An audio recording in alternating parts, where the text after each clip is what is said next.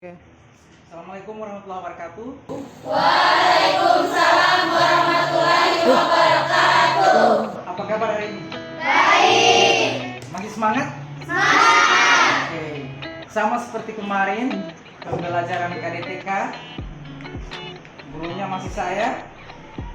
Jamnya masih sama. Di jam yang terakhir mata pelajaran. Mari kita mulai pembelajaran hari ini. Alangkah baiknya kita berdoa, dan seperti biasa doa akan dipimpin oleh kedua. Silakan. Teman-teman, sebelum kita melakukan pelajaran, alangkah baiknya kita berdoa bersama-sama. Berdoa mulai.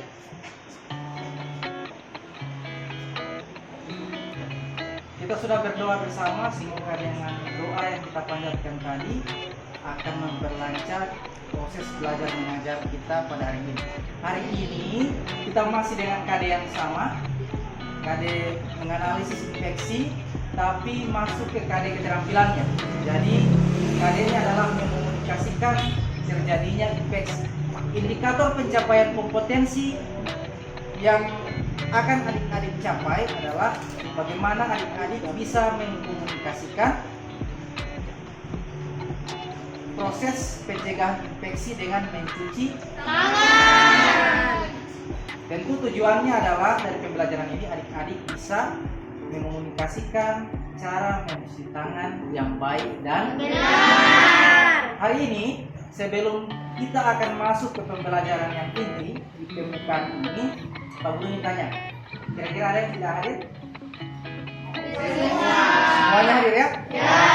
Jadi hari ini masih semangat, semua hadir, dan ke depan Pak Guru harap di hari-hari selanjutnya, di pertemuan-pertemuan selanjutnya adik-adik juga bisa masih konsisten di pelajaran kita dengan hadir secara keseluruhan kelas saya. Boleh ya? Oke. Sebelum masuk, Pak Guru ingin tanya tentang materi pembelajaran kemarin. Jadi kita refleksi sama-sama. Kira-kira ada tidak yang masih tahu, masih ingat apa itu definisi infeksi nosokomial? Satu orang, ayo coba angkat tangan. Assalamualaikum warahmatullahi wabarakatuh. Waalaikumsalam warahmatullahi wabarakatuh. Nama saya Michelle Suleman. Penyebab infeksi nosokomial yaitu agensi infeksi. Agensi infeksi adalah semua mikroorganisme termasuk bakteri, virus, jamur, dan parasit. Umumnya infeksi yang terjadi di rumah sakit disebabkan karena penyakit yang penyebarannya melalui makanan, udara, dan beda yang tidak steril. Sekian. Oke, bagus sekali jawaban yang sudah disampaikan tadi. Boleh kita kasih aplaus? Hari ini kita akan melakukan pembelajaran tentang mencuci tangan. Metode yang akan kita gunakan dalam pembelajaran ini hampir sama seperti yang kemarin. Ada ceramah, ada diskusi, seperti tadi kita diskusi. Kemudian ada demonstrasi. Tambahannya demonstrasi. Jadi di pembelajaran ini adik-adik akan mendemonstrasikan tindakan mencuci tangan. Kira-kira sudah siap? Siap. Masih semangat? Masih. Oke, jadi kita akan masuk ke pembelajaran intinya. Sebelum masuk ke pembelajaran intinya juga ada beberapa pengantar yang akan kita bawakan untuk mempermudah adik-adik dalam melakukan pembelajaran infeksi nosokomial. Pertama, materi atau video tentang mencuci tangan. Ada 2 link video yang Pak Guru sudah bagikan di grup WhatsApp pembelajaran kita. Silakan dicek. Kedua, Pak Guru juga sudah bagikan SOP atau langkah-langkah mencuci tangan di grup WhatsApp kita. Sudah?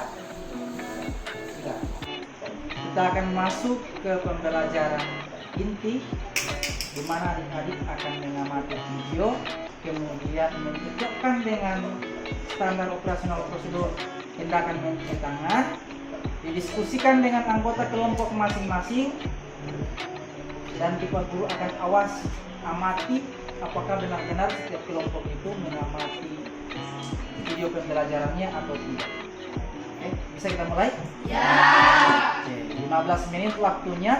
Setelah itu adik-adik bisa mengajukan pertanyaan sebelum kita lanjut ke mendemonstrasikan. Boleh ya? Ya. Boleh. Ayo mulai, ambil handphone.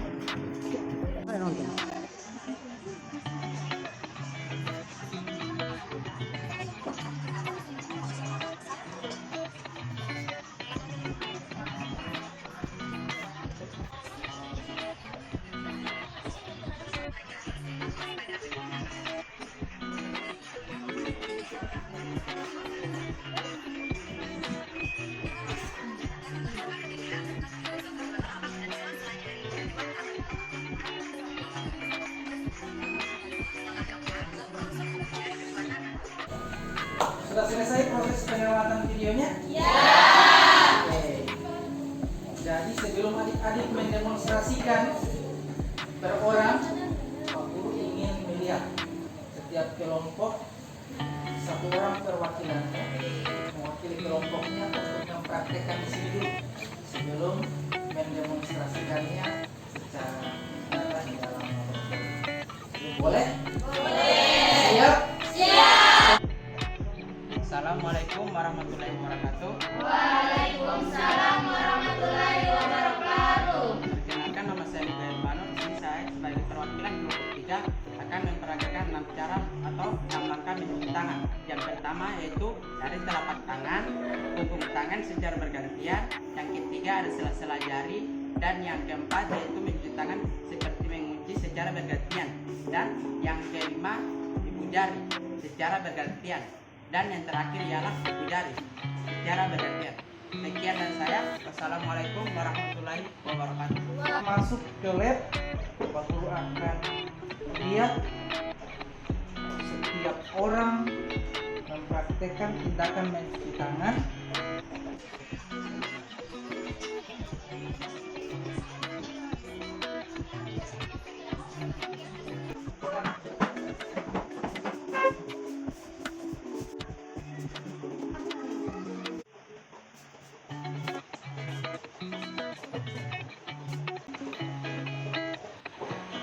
Seperti yang Pak Guru sudah jelaskan di kelas tadi, jadi kita di sini ada 3 media untuk tempat mencuci tangan.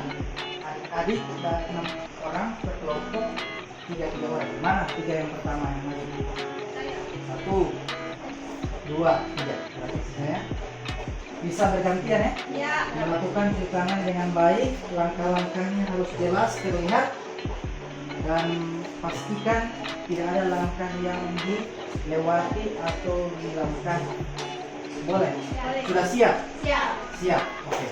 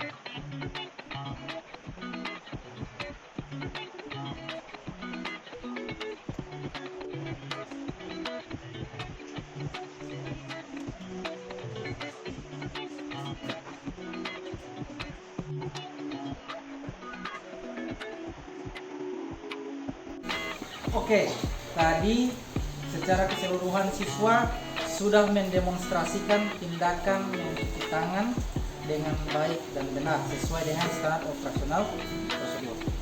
Dan seperti yang adik-adik juga lihat bahwa demonstrasi yang adik-adik lakukan tadi itu Pak Guru ambil nilai sebagai nilai keterampilan. Nah, untuk nilai pengetahuan adik-adik nanti akan Pak Guru bagikan di grup WhatsApp untuk link soal ujian atau ulangan harian. Tapi sebelum kita masuk situ, Apa mungkin ada yang ingin ditanyakan sebelum kita masuk ke menjawab soal? Ada yang ingin ditanyakan? Atau sudah paham atau seperti apa? Oke. Mengapa kita harus mencuci tangan? Kenapa kita harus mencuci tangan? Jadi untuk tenaga kesehatan, kenapa harus mencuci tangan? Yakni untuk menjaga atau melindungi diri, melindungi pasien, melindungi orang-orang yang ada di sekitar agar tidak terjadi infeksi silang. Jadi perpindahan penyakit dari satu orang ke orang yang lain. Itu salah satu alasan kenapa harus mencuci tangan.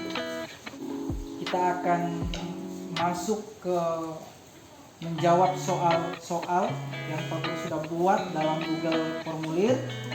Akan tetapi di akhir Pak Guru ingin simpulkan pembelajaran hari ini. Jadi kesimpulan dari pembelajaran yang kita lakukan hari ini, yang paling titik utamanya di demonstrasi tindakan mencuci tangan adalah bagaimana setiap langkah dari mencuci tangan itu kita lakukan dengan benar. Agar apa?